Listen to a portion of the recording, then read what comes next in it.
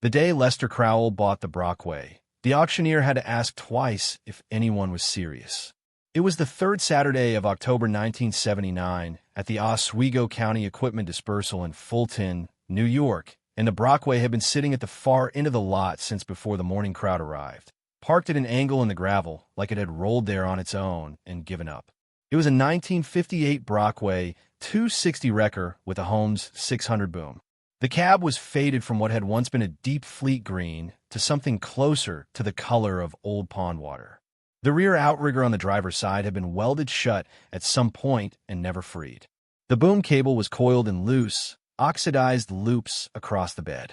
Someone had stenciled the word "sold" for parts across the passenger door in orange spray paint, and whoever did it hadn't bothered to mask the window. The auctioneer, a heavy-set man in a red vest named Gordon Falk, who ran county dispersal from Oswego to Cayuga every fall, barely broke stride. 1958 Brockway 260, Holmes 600 rigging, retired from the County Highway Department 1971, been in storage since. Do I hear $100? Nobody moved. Folks, it's at the Holmes 600 boom. That alone is worth something for parts. $75 then. A couple of the dealers near the back were already turning toward the gate. $180. Lester's voice, flat and plain, came from the left side of the crowd. Heads turned. Lester Crowell was 41 years old, wore a canvas chore coat the color of charcoal, and had the kind of hands that made the auctioneer look twice before assuming he was joking. He wasn't tall. He wasn't loud. He'd been standing near the Brockway for most of the morning, running his palm along the frame rail, tapping the boom with one knuckle, crouching down to look at the undercarriage the way a man reads a newspaper he's already memorized. Gordon Falk raised an eyebrow. I have $180. Do I hear $200? Nothing. $180 going once. Going twice. Sold to the gentleman by the Brockway. That's when Raymond Steck found him. Raymond ran Steck's heavy haul and recovery out of Hannibal, a 14-truck operation with state contracts on Route 104 and the Thruway extension. He was 52 years old, thick through the shoulders, and he wore clean work shirts with his company name stitched above the pocket in yellow thread. He drove a 1979 Kenworth with a $390,000 NRC rotator on the back, and he'd been the loudest voice in the dispersal crowd all morning, offering pointed commentary on what was worth buying and what was worth leaving for the scrapper. He'd said nothing about the Brockway because, in his estimation, it didn't require commentary. Raymond stepped up beside him as Lester was writing out his check. Tell me you didn't just do that. Lester said nothing. That boom is seized. You can see it from here. Raymond gestured toward the wrecker with his coffee cup. The cylinder head on that 220 is probably cracked. It hasn't moved under its own power in 8 years. I know. I helped the county park it. Lester folded his checkbook. $180 for a tow anchor.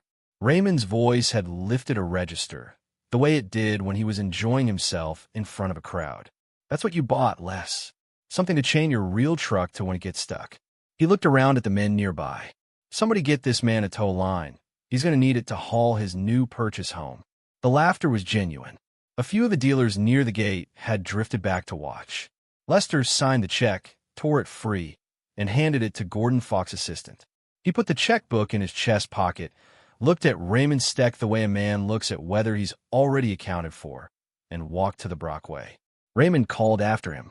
Going to need more than that canvas coat to warm up whatever's left of that engine. Lester didn't turn around. If you appreciate stories about old iron and the men who keep it running, hit that like button and subscribe so you don't miss the next one. And drop a comment telling me where you're watching from. I read everyone. To understand what happened over the next 17 years, you need to understand who Lester Crowell was before Raymond Steck ever heard his name. Lester grew up in Palermo, 12 miles east of Fulton, the second son of Alden Crowell, who ran a one-bay repair shop off County Road 6 for 31 years. Alden Crowell worked alone, kept his own hours, and had a specific opinion about debt that he repeated to both his boys so many times it became something close to a liturgy. A man who owes money on his tools doesn't own his tools. The bank does, and the bank doesn't know how to use them. Lester left Palermo at 19 to work for a highway clearing operation out of Rome, New York. By 24, he was running the overnight crew. By 29, he'd save enough to buy out a small towing outfit in Fulton that was going under, 2 trucks, a rented bay, and a phone number that had been in the county directory for 11 years. He kept the number, repainted the trucks, paid off the bay inside of 4 years. By the time he walked into that auction in October of 1979, Lester owned 3 wreckers, all of them clear title, and had a reputation in Oswego County for going out on recoveries that other operators quoted and then declined. He'd been watching the Brockway since it came up in the county dispersal notice 3 weeks earlier. He knew the model. His father had worked on the civilian version in the late 60s, a machine built by a company out of Cortland, New York, that made trucks for the kind of work that required something heavier than heavy. The 260 series had a 220 cubic inch Continental engine, a direct mount PTO that ran off the transmission, and a Holmes 600 boom with a rated single line pull that, when the truck was properly rigged and loaded over the rear axle, outperformed rotators that cost 30 times as much in low-speed recovery work. Lester knew this because his father had told him, and because he'd read the Holmes technical literature for the 600 series 3 separate times in a shop manual he'd borrowed from the county highway department and never quite gotten around to returning. He'd looked at the Brockway that morning and seen what Raymond Steck hadn't bothered to look for. The frame was straight. Under the faded paint, the cab corners showed no fatigue cracking. The PTO housing was intact. Someone had greased the boom pivot before parking it. There was old grease still visible in the fitting, dark but not dried out. And the Holmes 600 boom itself, despite the frozen cable and the oxidized surface rust on the tube, showed no weld cracks at the base plate, no deformation at the lift point, no sign that it had ever been overloaded. It was a machine that had been parked, not wrecked. He got it home behind his 1967 International using a borrowed A-frame dolly, pulled into the rear bay of his shop on Cayuga Street, and started the disassembly that same afternoon. The Continental 220 was seized, as Raymond had predicted. 8 years without being turned over had let the oil drain down off the cylinder walls, and the piston rings had rusted to the bores. But the block was sound. No cracks. The head came off clean. The damage was recoverable with patience and the right tooling, and Lester had both. He worked on the Brockway the way he worked on everything. Methodically, one system at a time, always completing what he'd started before moving to the next problem. The engine took the better part of the first winter. He bored the cylinders himself on a rented boring bar, fitted oversized pistons, reground the crank by hand with a crocus cloth wrap and a degree wheel, and rebuilt the carburetor from a service kit he ordered from a specialty supplier in Pennsylvania. By March of 1980, 5 months after the auction, the Continental turned over for the first time. It didn't start. Not that day. The fuel system needed another 3 weeks of flushing and reassembly. But the engine turned free, compression on all 6, and that was enough for one evening. The hydraulics on the Holmes 600 took longer. The cylinder that operated the boom lift had been sitting with water contamination in the fluid, and the corrosion inside the barrel was worse than the outside suggested. Lester pulled the cylinder, had it honed in a machine shop in Syracuse, fitted new seals, rebuilt the control valve by hand, flushed the entire system 3 times with solvent before he'd trust new fluid in it. He replaced the cable, both the main hoist and the secondary snatch line, with new swaged wire from a rigging supplier in Utica. He repacked the winch drum by hand. Raymond Steck saw Lester around Fulton that winter and spring, at the diner on South First, at the parts counter at Delmarva Supply. Raymond always had something brief and confident to say about the Brockway. "How's the boat anchor, Les? You get that thing running yet? I know a scrapper in Brewerton who'd give you $200 for the Holmes." Lester's answer was always some version of the same 2 or 3 words. "Getting there. Running good. Almost done." By June of 1980, 8 months after the auction, the Brockway was running. Lester took it out on a Sunday morning before the traffic came up on Route 48, drove it north toward Lake Ontario and back, let the Continental settle into its rhythm, watched the hydraulic gauges hold steady, worked the boom twice in an empty lot behind the grain elevator. Everything moved the way it was supposed to move. He repainted it himself, a deep flat green, close to the original, with white lettering on the doors. Crowell Recovery, Fulton, New York. No phone number. He'd always found that if a man couldn't find his number, he wasn't the customer Lester was looking for anyway. He put the Brockway in rotation that summer, mostly on the rural calls. Farm equipment in soft ground, grain trucks off the county roads after wet springs, the occasional tractor trailer that had gone wide on a curve.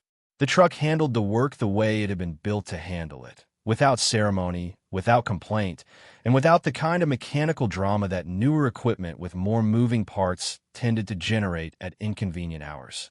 Raymond Steck said nothing about it, because Raymond Steck had stopped saying anything about the Brockway when he saw it working. The years passed the way years do in that part of New York, one winter at a time. Lester ran the Brockway alongside his other trucks, kept it maintained the way his father had taught him to maintain things, on schedule, with good parts, without cutting corners on the components that would cost more to replace later than to do right the first time.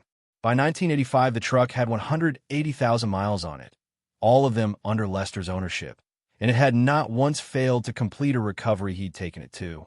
Raymond Steck's operation peaked around 1983 and began contracting after that. The throughway contract went to a larger outfit from Syracuse in 1984. Two of Raymond's trucks were in accidents 18 months apart. The debt service on the NRC rotator became a source of ongoing conversation at the equipment finance office in Oswego. By 1987, Steck's Heavy Haul had 6 trucks where it had once had 14, and Raymond was taking personal calls on jobs he'd have sent a driver to 3 years before. Lester noticed. He didn't say anything about it, because he wasn't built that way. In the spring of 1996, Lester was doing his annual overhaul on the Brockway. The same full systems check he'd done every spring since 1981, the same rotation of fluids and seals and cable inspection that kept the machine honest. He pulled the boom assembly down from its stow position and started working through the swivel fittings at the base plate when he noticed something he hadn't paid attention to in 17 years of owning the truck. The boom tube was a 12-inch structural steel section, welded to the rotating base, and the wall thickness had always felt right to him. Substantial, the way Holmes built things in the late 1950s. But when he tapped the tube with a ball-peen hammer that morning, working from the base toward the tip the way he always did, listening for the ring of solid steel, he got something different about 14 inches up from the base plate. Not a crack, not a void in the weld. A hollow sound, a deep, flat resonance where there should have been the sharper ring of solid tube wall. Lester tapped it again. Same sound. He moved the hammer 2 inches left and right. The hollow section was maybe 8 inches wide, running around roughly a third of the tube circumference. He got down on his knees and looked at the weld seam at the base plate with a drop light. There was a secondary weld there, thin and old, running parallel to the main structural weld and set back from it by about half an inch. Someone had welded a secondary plate to the inside of the boom tube, up through the base, creating a compartment that was sealed on 3 sides by the tube wall and on the 4th by the plate. He got the angle grinder. He cut carefully, following the secondary weld line, stopping twice to look at what he was doing. It took 40 minutes. When the plate came free, Lester reached inside the opening with a shop rag and felt canvas. He pulled it out slowly. It was a roll of oilcloth canvas, sealed at both ends with wax and wire, and inside the oilcloth was a metal tube, the kind a man might use to store roll documents. Lester set it on the workbench and looked at it for a while before he opened it. Inside the metal tube were 3 things. The first was a roll of drawings. Engineering drawings, hand-drafted on linen paper in pencil and ink, folded once lengthwise to fit the tube. Lester unrolled them carefully on the workbench and weighted the corners with a wrench and a brake drum. They were dimensioned shop drawings for a modified Holmes 600 boom configuration, a custom rigging plate, a repositioned snatch block anchor point, and a secondary cable guide welded to the underside of the tube at a specific angle. The drawings were detailed enough to build from. Someone had stamped them in the lower right corner. Engineered for extended low-angle recovery. D. Haas, March 1961.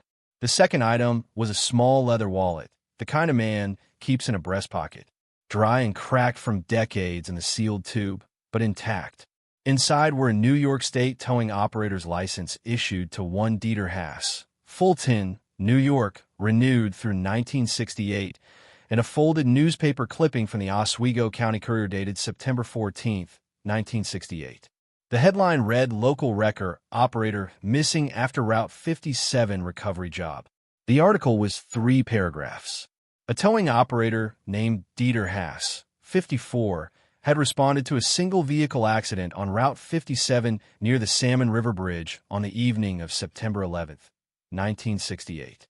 His wrecker, described in the article as a 1958 Brockway, was found at the scene the following morning with the boom deployed and the engine running. Haas was not found. The county sheriff's office listed the case as an open missing persons investigation. The third item was a letter. Lester read it standing at the workbench with the drop light over his shoulder. It was written in German and English, switching between the two mid-sentence the way a man does when he's been thinking in one language, but writing in another for long enough that the two have started to blur. Lester's German was limited to what he'd picked up from his father's side of the family, enough to follow the gist, not enough to catch every word. But he caught enough. Dieter Haas had come to Oswego County from Essen in 1951, the same year the Korean War, was pulling men back into uniform, and the county highway department was looking for equipment operators who knew how to work heavy iron. He'd learned the recovery trade on the job, same as most men did in that era, and by 1958 he'd bought the Brockway new from the Cortland dealer and set up his own operation out of a rented bay on County Road 6. Not far, Lester realized from where his own father had worked. The engineering drawings were Haas's own design, modifications he developed over 7 years of doing the recoveries that the county's equipment couldn't reach, low-angle pulls from creek banks, work inside bridge underpasses where conventional boom angle was useless, situations that required a rigging geometry the Holmes 600 hadn't been built for but could be adapted to. He'd worked out the angles on paper across 3 winters, fabricated a prototype plate in his shop, tested it on 12 jobs before he trusted it on anything critical. The drawings in the tube were the final version. He'd sealed them inside the boom in the spring of 1968 because, as the letter explained, he had no children, no partner, and no one to leave the truck till when he was gone.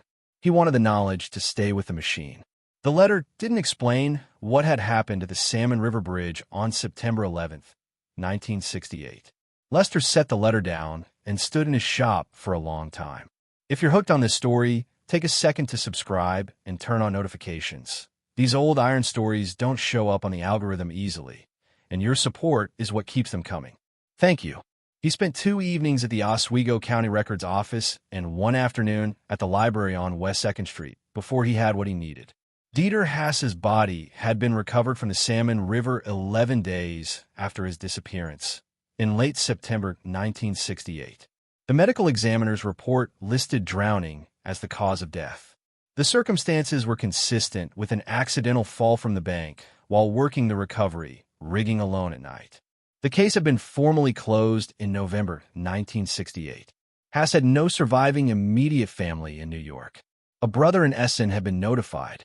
The estate, the Brockway, the bay lease, a small savings account, and the contents of shop had been administered by the county and the truck transferred to the highway department's fleet, where it sat unused until the 1971 retirement and then the 1979 dispersal auction. For 17 years, the truck had carried a dead man's life work inside its boom, and nobody had known it was there. Lester called the number for the Essen Directory Assistance through the international operator, a process that took 40 minutes and cost him $11, and eventually located a listing for a Klaus Haas in a suburb east of the city center. He wrote a letter instead of calling back. His German wasn't good enough for the phone. He described what he'd found, enclosed photographs of the drawings and the wallet and the newspaper clipping, and asked if Klaus was Dieter's brother and if he wanted the items returned. The reply came 6 weeks later, written in careful English on thin airmail paper. Klaus Haas was 79 years old. He had last heard from his brother in the summer of 1968, a few months before the accident. Dieter had written to say he was doing well, that the business was growing, that he had designed something he was proud of and wished he could show Klaus in person. Klaus had written back, but the letter had been returned after Dieter's death. He had spent years wondering what Dieter had been proud of. He would very much like to have the drawings and the wallet and the letter. He thanked Lester in a way that took up most of a paragraph. Lester packed everything carefully in a flat-rate box from the post office on Oneida Street. The drawings re-rolled in the original oilcloth, the wallet in a plastic sleeve, a copy of the Oswego County Courier clipping, and the letter in a protective envelope. He insured the package for $200, which was the maximum the form allowed and felt completely inadequate, and sent it to Essen. He didn't tell anyone about the compartment for nearly 3 months. Not because he was hiding it, but because it felt like something that required a certain amount of sitting with before it became a story worth telling. The job that changed that came on a Thursday morning in late August of 1996, 5 months after he'd found the drawings. The call came in at 6:40 a.m. A loaded grain hauler, a 1993 Peterbilt 379 with a 48-foot hopper trailer, full weight somewhere around 78,000 pounds, had gone off the county road 3 miles east of Granby Center, down a 15-foot embankment and into the drainage swale alongside the road. The cab was on its side. The driver was out and walking, shaken but not seriously hurt. The grain was shifting inside the trailer with every gust of wind. The first operator on scene was Raymond Steck. Raymond had his 1994 Peterbilt with the NRC rotator, and he'd arrived 20 minutes before Lester got the call because the accident was 3 miles from Raymond's yard, and Raymond monitored the county scanner personally now that his dispatcher pool had shrunk to one part-time woman on weekday mornings. He'd been on scene for 40 minutes by the time Lester pulled up in the Brockway, having taken the call as a secondary assist from the county coordinator. The setup was awkward. The trailer had come to rest against the far bank of the swale at a low angle, maybe 20 degrees off horizontal, which meant the load was pressing against the downhill side of the hopper walls. The cab was on its left side in about 8 inches of standing water. The ground at the road edge was soft from recent rain, soft enough that Raymond's rotator had left ruts 8 inches deep, just maneuvering into position. Raymond had been working the problem for 40 minutes and had moved the Peterbilt's cab approximately 18 inches. The issue was geometry. The NRC rotator's boom was a high-angle design, optimized for vertical lifts and overhead recoveries. To engage the cab at the angle it was lying, nearly horizontal, down in the swale, Raymond needed a rigging approach that forced the boom into a configuration it hadn't been built for. He tried 2 snatch block redirects. The second one had slipped and scored the cab's door pillar. The county road supervisor, a man named Garrett Volk, was standing at the road edge with a cell phone and an expression that had been moving steadily from concern to something darker for the past half hour. Lester pulled the Brockway to the shoulder behind Raymond's rig, set the brakes, and got out. Raymond didn't look at him for a moment. When he did, his face had none of the ease it carried at dispersal auctions. He looked like a man who had been doing a calculation that kept coming out wrong. "Your rotator's too high angle for this bank," Lester said. It wasn't an accusation. It was the same voice he used when he was reading a gauge. Raymond said nothing for a beat. "I know that. What's the ground like at the swale floor?" "Soft. For 5 inches of give." He paused. "You can't get that boom low enough either." Lester looked at the Peterbilt cab in the swale. He looked at his Brockway. He thought about a set of engineering drawings he'd mailed to Essen and a modification plate he'd fabricated from those drawings over 2 evenings in July, and the 3 test pulls he'd made with it on a decommissioned trailer in his yard before he'd trusted in the field. "I can," he said. Raymond's jaw tightened. "Les, if you get that thing stuck down there on top of everything else." Lester was already walking back to the Brockway. He pulled it forward and off the road edge at a shallow angle, feeling the front axle track the soft ground without breaking through. The 260 was heavy enough to stay planted, but distributed its weight differently than Raymond's Peterbilt, the front axle load lighter, the rear axle sitting further back over the crane outriggers. He dropped the outriggers manually, cranked them down to solid ground 3 inches below the soft surface layer, and set the Holmes 600 boom to its travel stop. Then he reached under the console and unbolted the secondary cable guide, the one he'd fabricated from Dieter Haas's drawings, from its transit bracket, and fitted it to the anchor point on the underside of the boom tube. The fitting took 4 minutes. Garrett Volk had walked down from the road edge and was standing 20 feet away, watching without speaking. Raymond stood at the swale bank and watched the Brockway's boom lower past the angle his rotator couldn't reach, past the point where conventional Holmes rigging would have put the load over the wrong vector, down to a plane that matched the lying cab's door pillar with the cable running at 8 degrees off horizontal. The geometry that Dieter Haas had drafted in pencil on linen paper in the winter of 1960 and tested across 12 recoveries before he'd sealed the drawings inside his boom for whoever came next. Lester engaged the PTO. The Holmes 600 took the load. The cable went tight and stayed tight.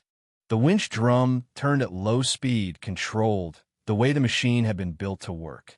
The Peterbilt cab moved, not in inches this time, but in a steady, continuous arc up the swale bank, the trailer following as the geometry of the pull redirected the load vector away from the hopper wall and back toward the road. It took 11 minutes. When the Peterbilt cab touched the road surface and the trailer came up behind it, Garrett Vogt took off his hard hat and held it at his side. Raymond Steck hadn't moved from the swale bank. Lester shut down the PTO, began retracting the boom, and said nothing. The Holmes 600 settled back into its stow position with a sound like a long exhale. Raymond walked over. He stopped about 6 feet away. His voice was lower than usual. What was that fitting on the boom? Lester wiped the cable guide with a shop rag. Found it in the truck. Raymond was quiet for a moment. That's not a factory fitting. No. Lester folded the rag and put it in his coat pocket. It was designed by the man who owned this truck before the county did. A man named Dieter Haas. He worked this same county. Same roads. Lester looked at Raymond. He figured out a problem Raymond never had the equipment to solve and left the answer inside the machine for whoever came next. Took me 17 years to find it. Raymond looked at the Brockway for a long time. Garrett Vogt had walked over. He was a county man in his late 40s, and he'd been around heavy equipment his whole working life. He looked at the cable guide on the Holmes 600 boom and then at Lester. That angle, the pull angle you just used. I've never seen that done before. It's been done before, Lester said. Just not lately.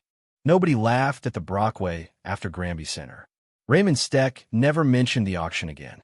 Garrett Vogt filed a county report citing the recovery as a textbook low-angle extraction. Word moved through the tow community the way word always moves, slow, then all at once. Lester kept running the truck. No interviews. No photographs for the trade papers. When a wrecker museum in Cortland called about acquiring the Holmes 600, he thanked them and declined. The Brockway still works Oswego County roads. Dieter Haas's name is on the boom now, stenciled in white beside Lester's. That's all it needed. Thank you for staying with this one to the end. If this story meant something to you, check out the other Iron Witnesses videos on your screen now. There's plenty more old iron with stories to tell. Subscribe if you haven't yet. I'll see you at the next one.